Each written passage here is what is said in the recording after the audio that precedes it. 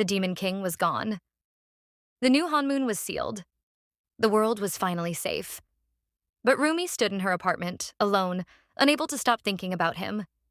Jinu, the demon boy who had made her laugh, who had saved her life, who was gone forever. It hadn't been long since his death, since he'd given up everything to protect her. But she missed him with an ache that settled deep in her chest. Her hand moved to rest over her heart, and her eyes widened suddenly. His soul. She had his soul. He'd given it to her before his sacrifice. Could she bring him back? Rumi's hands began to shake. The idea was insane, completely reckless. But what if it worked? She crossed to her bookshelf and began pulling out every ancient demon hunter tome her mother had left behind. Pages scattered across the floor as she searched, her hair falling loose from its tie. She didn't care. 3 hours later, she found it. A forbidden resurrection spell. The kind of magic that had been banned centuries ago. The kind that could get her expelled from the demon hunters if anyone discovered what she'd done. But for him, she'd risk everything. The spell required 3 elements. A piece of his essence. She had his entire soul. A full moon. Tonight was perfect. And a sacred place where life and death met. Rumi knew exactly where to go. The old concert hall where Hunter X had performed, where Jinu had first made her laugh during rehearsal, where she'd first realized she was falling for a demon.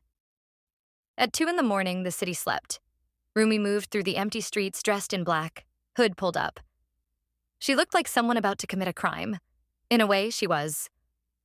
She slipped into the concert hall through a broken window, her heart pounding so loudly she was certain someone would hear it.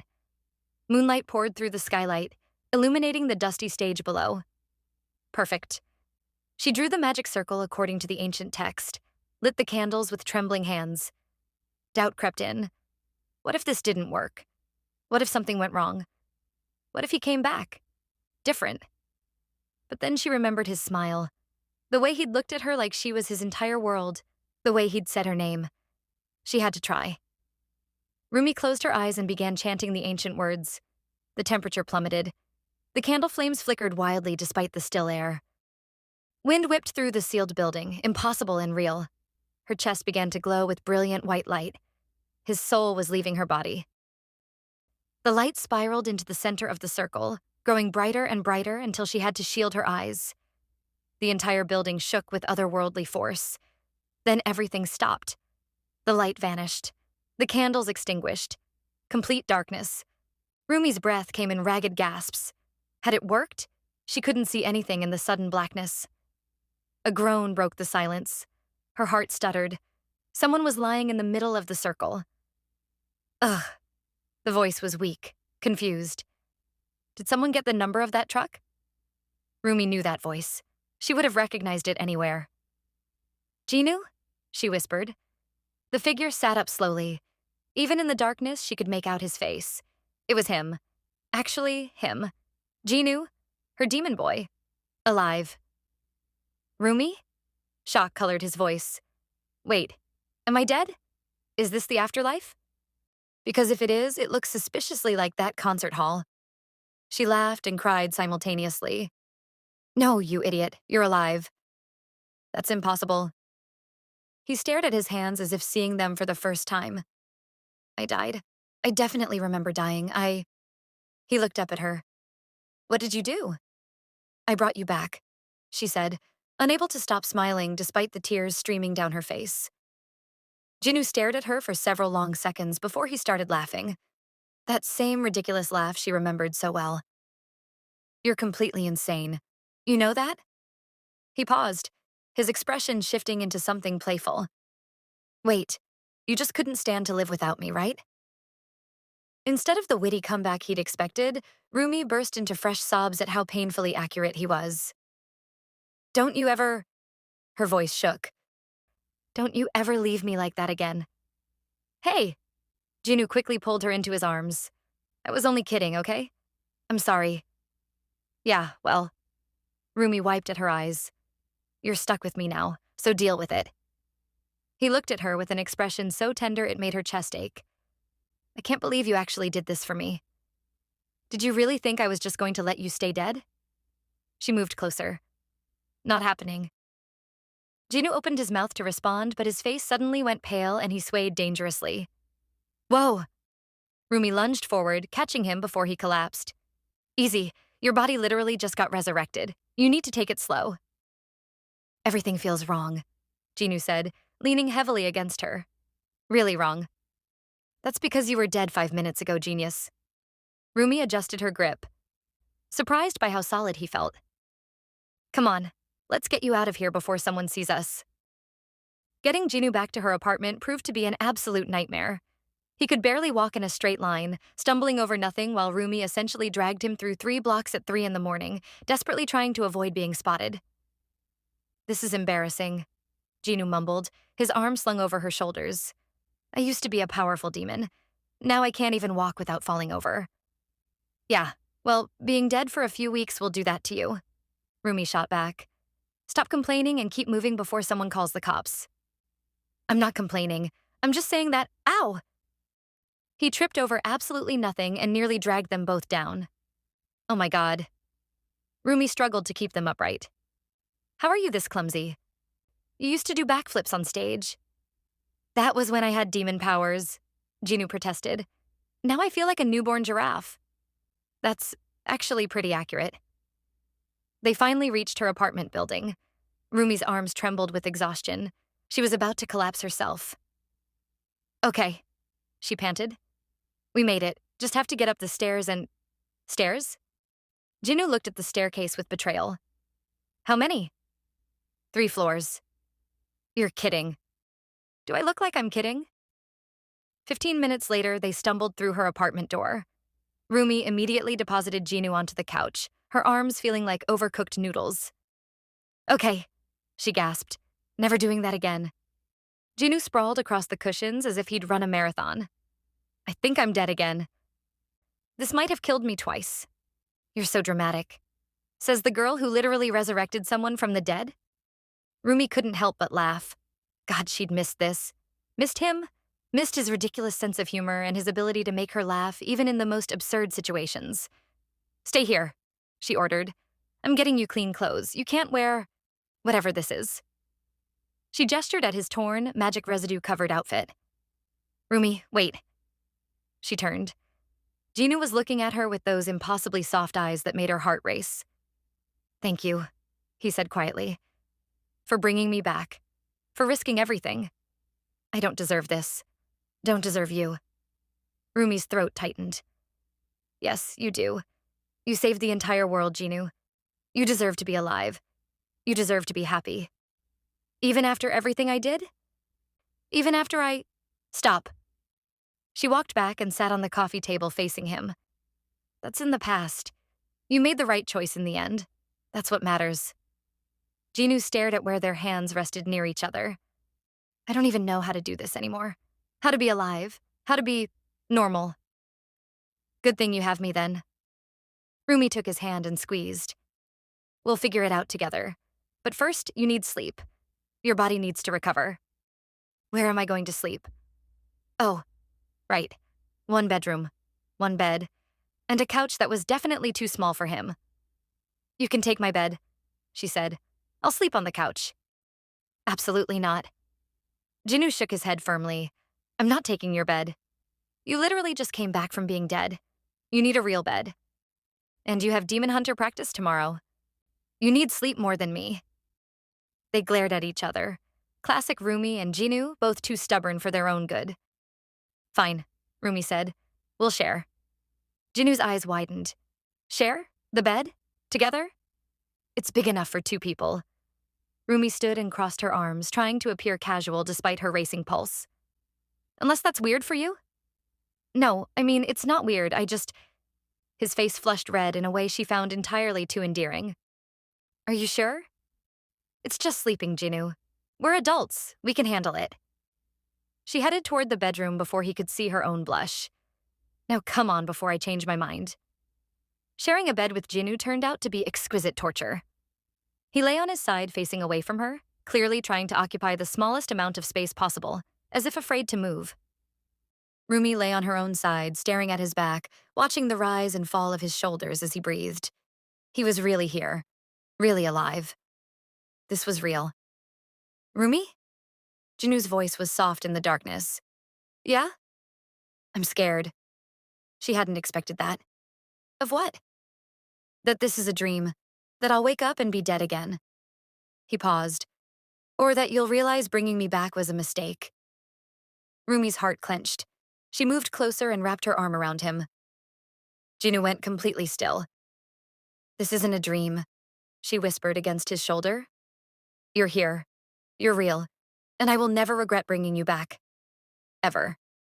Slowly, Jinu's hand found hers, lacing their fingers together. Thank you, he breathed. For everything. Rumi closed her eyes and held him tighter. Go to sleep, Jinu. I've got you. For the first time in weeks, she fell asleep smiling. Morning arrived far too quickly. Rumi's phone alarm shattered the peace and she wanted to hurl it out the window. She slapped it into silence and groaned. Practice started in an hour. Practice. Oh no. She sat up so fast the room spun. Jinu still slept peacefully beside her, looking very much alive. Looking like someone who was supposed to be dead. How was she going to explain this to Mira and Zoe? Simple answer. She couldn't. Not yet. Maybe not ever. Rumi scrambled out of bed and began getting ready as quietly as possible. She was brushing her teeth when she heard movement from the bedroom. Rumi? Jinu's voice sounded sleepy and confused. Where are you? She spat out the toothpaste and hurried back to find him sitting up. His hair sticking out in approximately 17 different directions. He looked adorable and completely lost. Morning, sleepyhead, she said, trying to sound normal. How do you feel? Like I got hit by a bus. He rubbed his face. Is being alive always this exhausting? Pretty much, yeah. Rumi sat on the edge of the bed. Listen, I have practice this morning with Mira and Zoe. You have to stay here, okay? Don't answer the door. Don't go outside. Don't let anyone see you. Jinu frowned.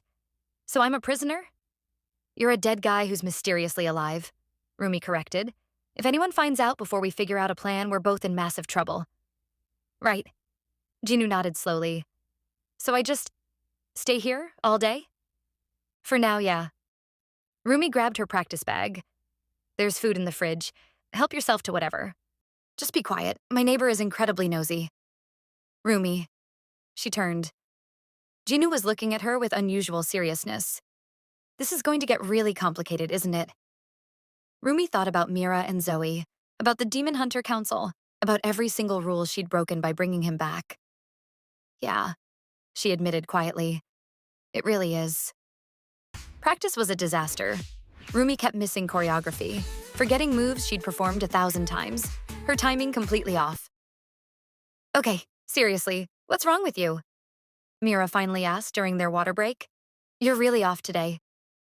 Nothing's wrong, Rumi lied. Just didn't sleep well. You? Zoe raised an eyebrow. Girl, you once did an entire concert with the flu and nailed every step. Maybe I'm getting old, Rumi attempted to joke. Mira and Zoe exchanged a look, that particular look that meant they knew something was wrong. Is this about Jinu? Mira asked gently. Rumi nearly choked on her water. What? No, why would you? It's okay to still miss him, Zoe said softly, placing a hand on Rumi's shoulder. He sacrificed himself for all of us. It's normal to grieve. If only they knew. If only they knew he was currently alive in her apartment, probably trying to figure out how her TV remote worked. I'm fine, Rumi said with a forced smile. Really, let's just finish practice. But she could feel them watching her, suspicious and concerned. This secret was already becoming too heavy to carry alone. When Rumi finally got home, she found Jinu standing in her kitchen, staring at the stove as if it were alien technology. A pot sat on the burner, smoking heavily. Jinu, what are you doing? He spun around, looking guilty. I tried to make food, but apparently stoves have changed significantly in the last 400 years. Rumi rushed over and turned off the burner.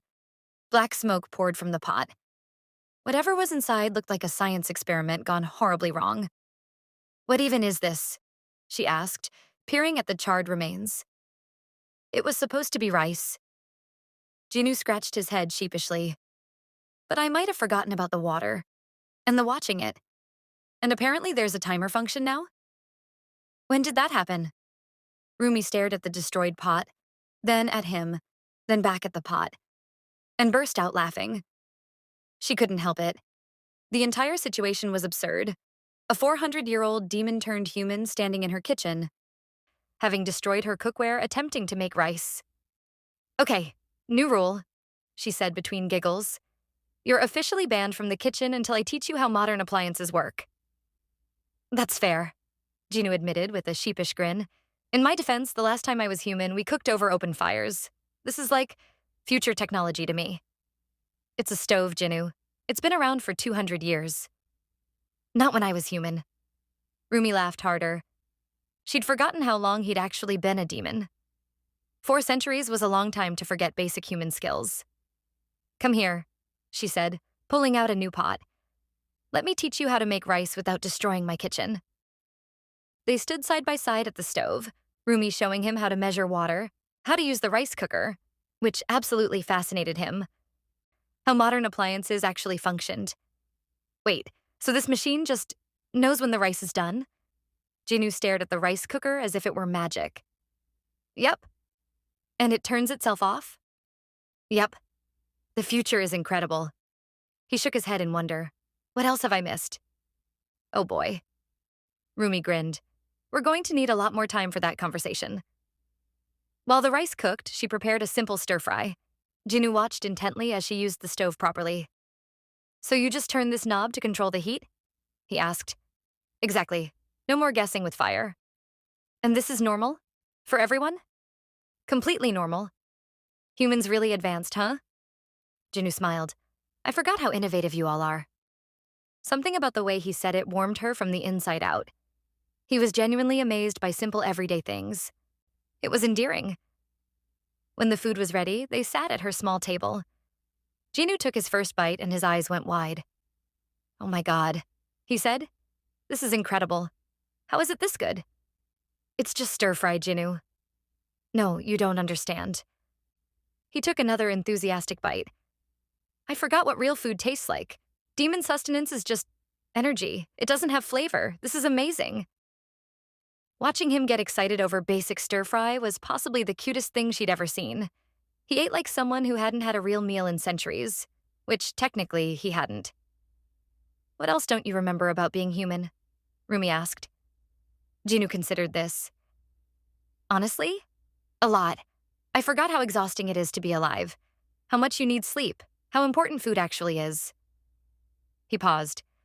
How good it feels to just sit and talk with someone. You didn't do that as a demon? Demons don't really do casual conversation. Everything's about power and hierarchy and proving yourself. He looked at her. This is nice, being able to just exist, without all that pressure. Rumi's heart fluttered. Well, get used to it. You're stuck doing human things with me now. I can think of worse fates, Jinu said with a soft smile. They finished eating and Rumi showed him how to wash dishes, which he also found fascinating. Running water, in your home, whenever you want it. You're way too excited about plumbing. Rumi, do you have any idea how revolutionary this is? She couldn't stop laughing.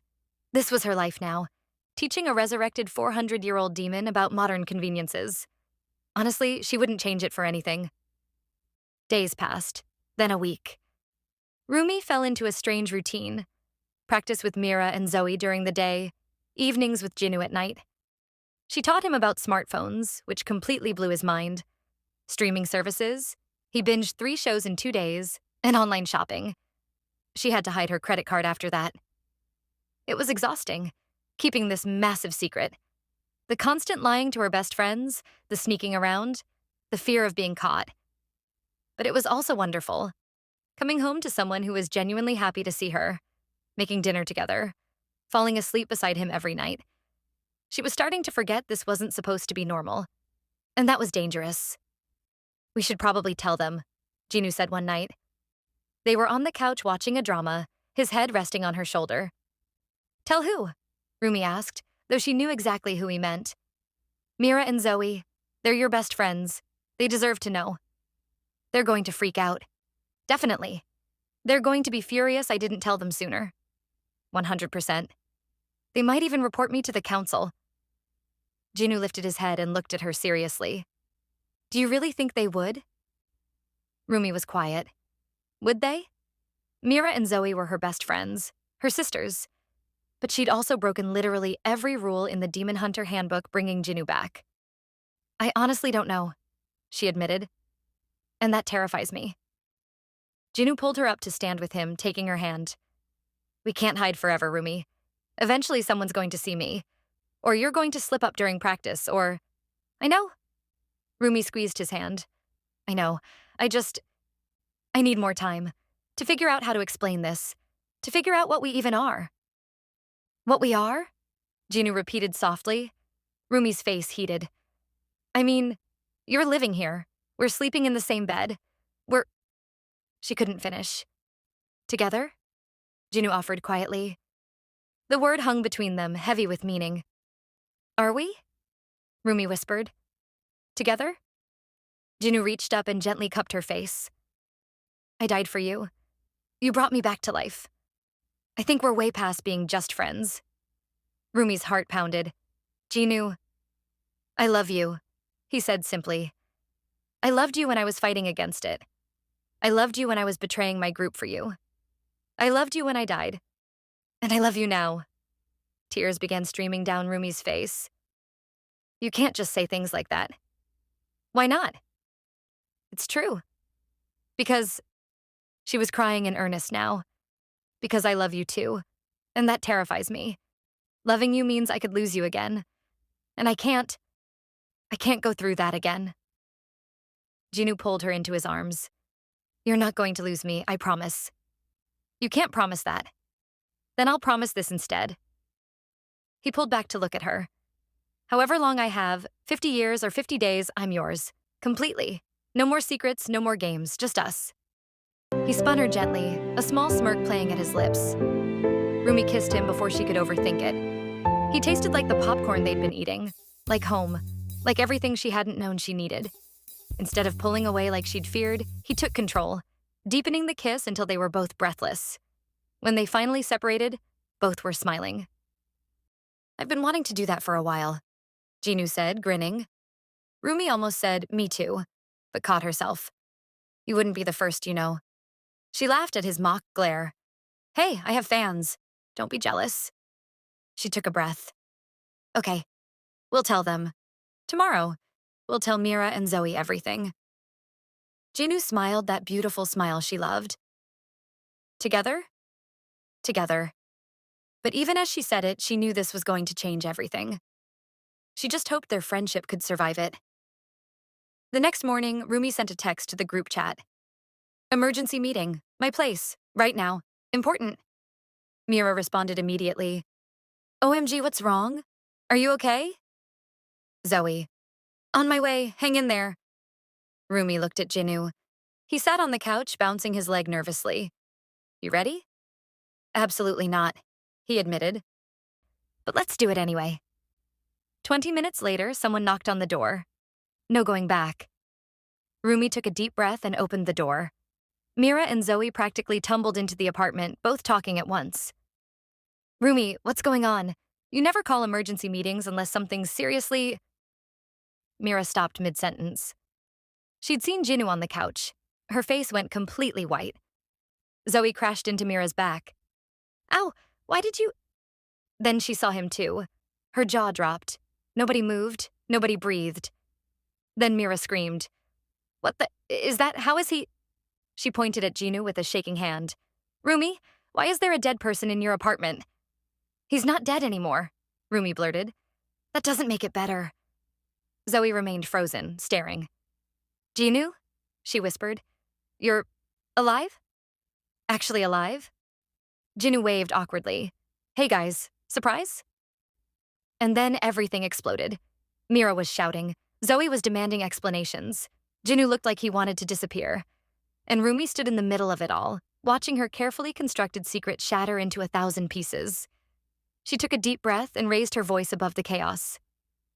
Okay, everyone sit down. I'll explain everything. Mira and Zoe stared at her with identical expressions of shock and betrayal and confusion. This better be good, Mira said, her voice shaking. Rumi looked at Jinu, who gave her an encouraging nod. Together, she reminded herself.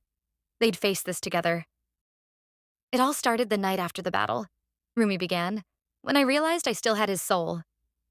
And she told them everything. So what do you guys think happens next? Will Mira and Zoe forgive Rumi for keeping this massive secret? Will they help hide Jinu? Or will they report her to the Demon Hunter Council? Drop your theories in the comments. And if you want part 2 of this story, smash that like button and hit subscribe. Things are about to get so much more interesting. Trust me. See you in the next one.